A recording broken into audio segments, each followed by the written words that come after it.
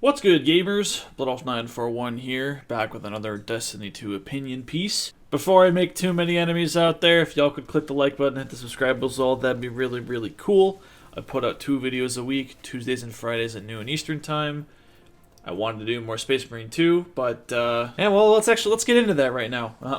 Thanks. So, I've been trying to play Space Marine 2 for a video about the PvP mode, and to get background footage, I need to actually play the game.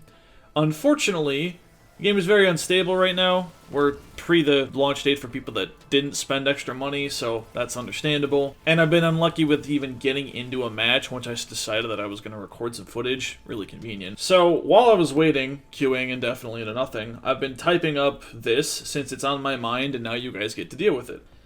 How the hell do I even open this? Well, I started writing a script in a, well, here we are kind of video. In the vein of Bife and Dato's respective videos on the state of the game, I guess. Zero structure, just typing to type and seeing what worked. I kept coming back to a very specific point that I've made every now and then in my videos, but I haven't felt the need to elaborate on since many more intelligent and talented people have spoken to it already. But I don't know, fuck it, nobody's watching my content anyway, so why not contribute to the pile in my own way? Crafting really did ruin everything in Destiny 2. So, let's establish what Destiny 2 even is in the first place, right? It's a looter shooter. It's a live service looter shooter. Those are separate things, Tom. So since it's a looter shooter, the core loop is a loot chase, right? When you introduce a mechanic to your video game about chasing loot, that shortens said loot chase exponentially, and the sandbox has issues where the challenge for the player cannot keep up with our ever-expanding arsenal of weapons and abilities for whatever reason, players' vocal dislike of difficulty, hardware and software limitations, new player onboarding woes, whatever, you drastically shorten the amount of players you will keep around and the amount of time they will feel the need to invest. Let's take a look at a recent example that touches on both of my complaints at the same time. Indebted Kindness. Now this is one of the best PvE weapons they've ever made. It's a special rocket sidearm, the first of its kind alongside Buried Bloodline. Wasn't craftable, came from an endgame loot source, a dungeon, and had a god roll to chase, led from Golden Bolt Shot. There was a reason to log into Destiny 2 each week and farm for a specific piece of gear with the roll that you wanted. In a well-designed activity that has, in my opinion, the best designed dungeon boss encounter we've ever gotten. Good endgame content to play. Now, as of literally right now, there's 2 other rocket sidearms, and they're both craftable. The Call and Aberrant Action. Call, you want to chase lead from gold and one for all. I prefer Trichrome with Threaded Spike and Grapplenade, so that's whatever.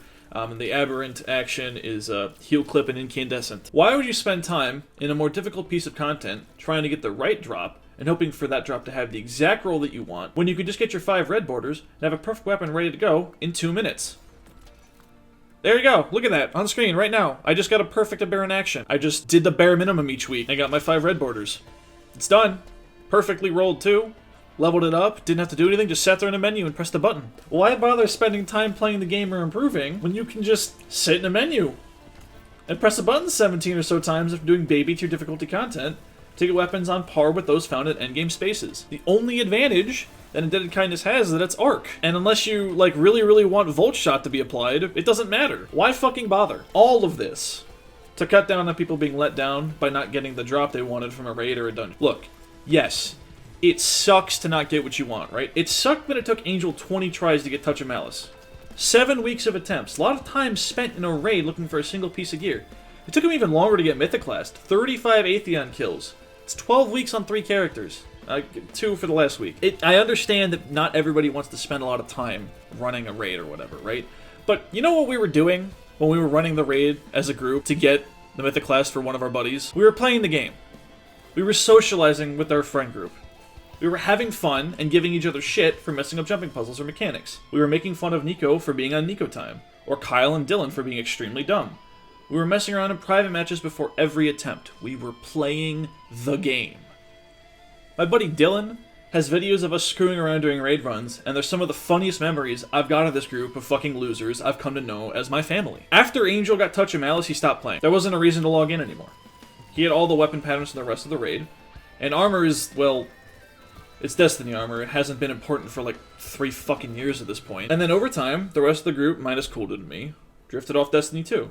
The final shape delays, on top of not caring about any of the loot anymore, created a gap. And then when we eventually got to the actual release date for the final shape, there wasn't any desire for them to play anymore. I'm still playing the game, but we aren't. Yes, I understand why crafting was brought about. Yes, I get that people don't want to slog through content they find annoying to no function or reward at the end. That puts people off and they stop playing. But people aren't playing now. I don't know if you've noticed, everybody and their mother keeps bringing up the player charts, and they're not in a great spot. There is some extra context that I don't see enough people making the distinction about, that this is after a 10-year finale. This is the end of a story. That's a great jumping off point for a lot of people that were satisfied with the end, right? Like, I understand that, and I think that a lot of people who bring up the player charts aren't pointing to this key fact. But regardless, those numbers are still low. Pretty sure Mr. Paul Tassi put up a video or an article about how the numbers hit their all-time record low, like this week or something. But like, even the hardcores are leaving because there's nothing more to do. I haven't raided in 11 months, and I miss playing Destiny with my buddies. On even more of a downer, there's no fixing this without a hard reset. My friends will probably never come back, and I made peace with that. But I'm talking about undoing the damage that crafting has done to this game and community at large. You can't introduce limitations on what is actually craftable anymore, since there's a precedent set that every raid, destination, and seasonal— I genuinely hate the term episodic. There's no difference between episodes and seasons. Suck me. Weapon is craftable. You can't remove the ability to level weapons up by spending currency in a menu. You can't make crafted weapons weaker because the expectation of at or above par has already been set. And that one, the one I just said, that's really the worst part, to be honest with you. You've got to keep creating things that do more damage or kill faster than before, otherwise people won't bother using the new stuff you've just spent dev time and money on creating and adding to the sandbox. None of this is reversible, since the average player has gotten used to the current standard. Y'all remember when the Destiny 2 general manager, Justin Truman, gave a GDC talk that had the words, "Beware of over-delivery" on it? Yeah, that one. He was 100% right. People just don't understand what he meant. The bar has been set, and you can never go back to the same level it was at. Ever.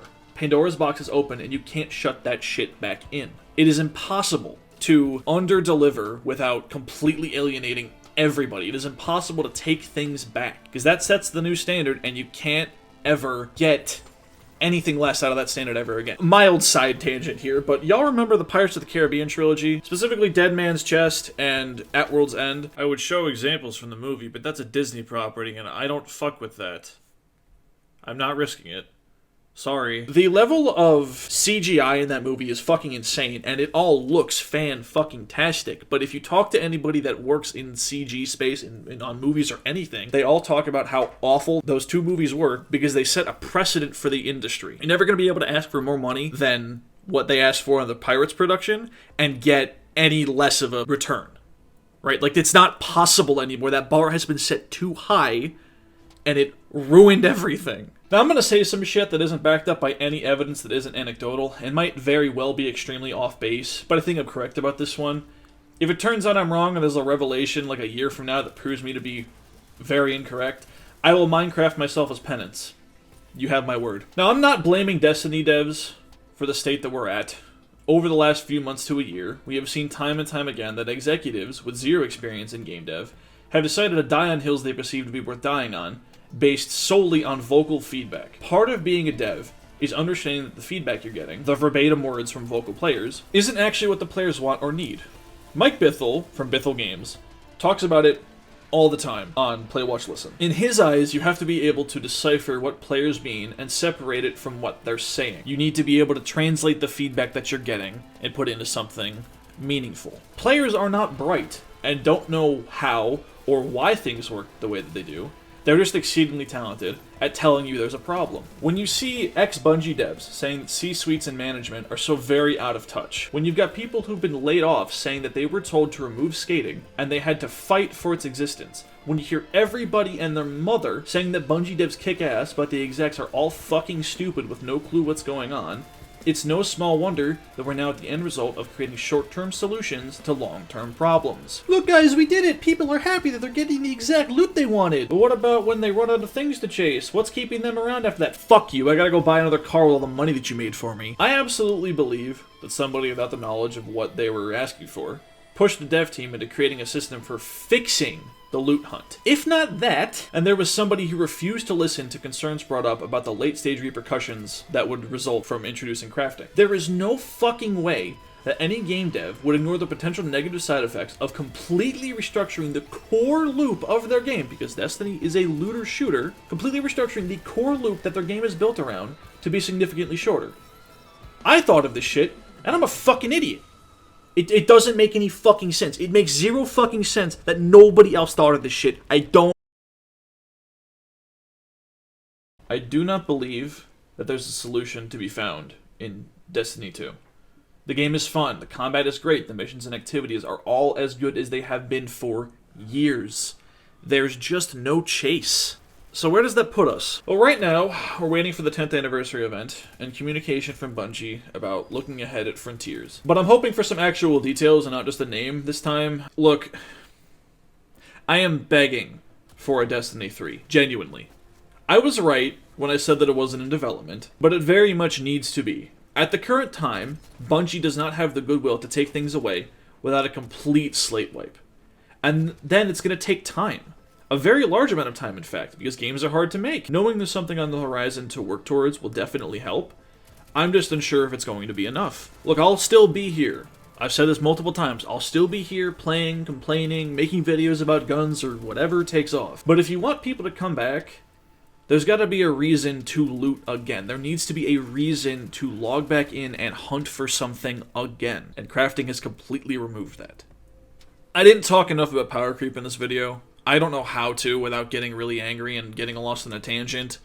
But just understand that I acknowledged it the best that I could for this type of content. I am not a player that plays at the fucking highest level. I haven't raided in 11 months, right? But I am apparently, as a result of raiding more than once, ever, in the top 1% of players, if not 0.5% of players. So I can speak to it as far as I'm aware, but I play one class, right? I don't have all the experience with every other class. I can't speak to everything specifically, but I wanted to talk about crafting specifically. Power creep is such a big factor of this problem that I wish that I could speak to more, but I just don't have the ability to. So I apologize for that. On that note, that's going to do it for me today.